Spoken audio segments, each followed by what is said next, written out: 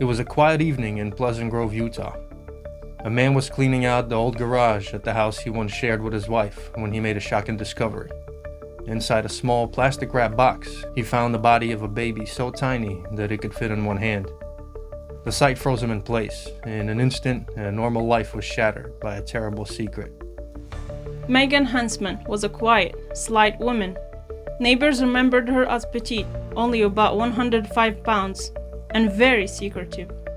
She had gotten pregnant in high school, and at age 18, she married her high school boyfriend, Darren. Together they had 3 daughters, 2 of whom were now grown and one a teenager. To the outside world, their family seemed like any other.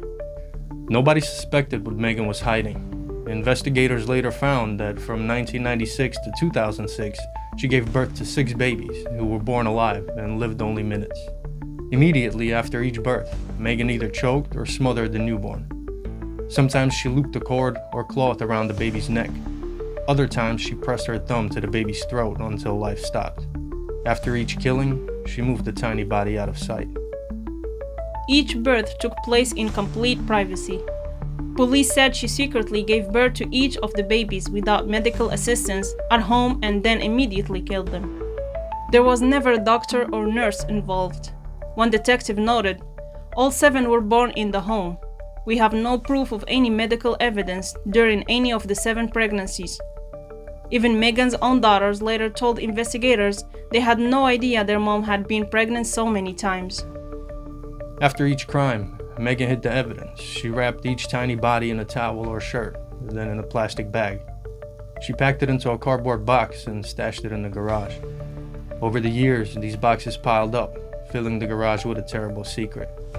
Police later described the scene as a makeshift mausoleum of the babies.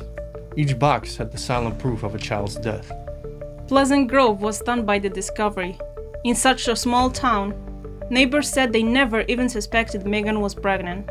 One woman later said in disbelief, "You can't plan when a baby is going to come." Everyone assumed Megan was just a small, quiet mom. No one imagined what was hidden behind her closed doors. Then the shock surfaced. Megan's estranged husband had been living elsewhere and had just returned home. When he cleaned the garage one day, he opened the box and found the baby's body. Horrified, he called Megan. She admitted it was her baby and said it hadn't lived. He immediately phoned the police, and within hours, officers uncovered 6 more boxes in the garage, each containing another tiny body. Police later confirmed that 6 of the babies had been born alive and killed, and the 7th was a stillborn. Authorities quickly took over. Investigators collected the evidence and began probing the family. They later determined Megan's estranged husband was the father of all 7 babies, but he had no knowledge of Megan's crimes. Police focused on Megan as the lone suspect. As news spread, people struggled to understand what had happened in that garage. As the investigation continued, Megan's own words helped paint the darkest picture. In interviews, she told police her drug addiction had made her unable to care for more children. "I was too messed up on meth," she admitted, according to prosecutors. Like I said, the drugs, they mess with you. Bad. Each detail of the killings became known. Every newborn had lived for only a moment and then died. Was that baby alive when it was born? I think it was. For a short time. What happened? Well, you'd think if I have a baby in the house and just cry, so you know. Mm-hmm. Well, you say you think it was for a short time. What was it moving? Did it start to breathe?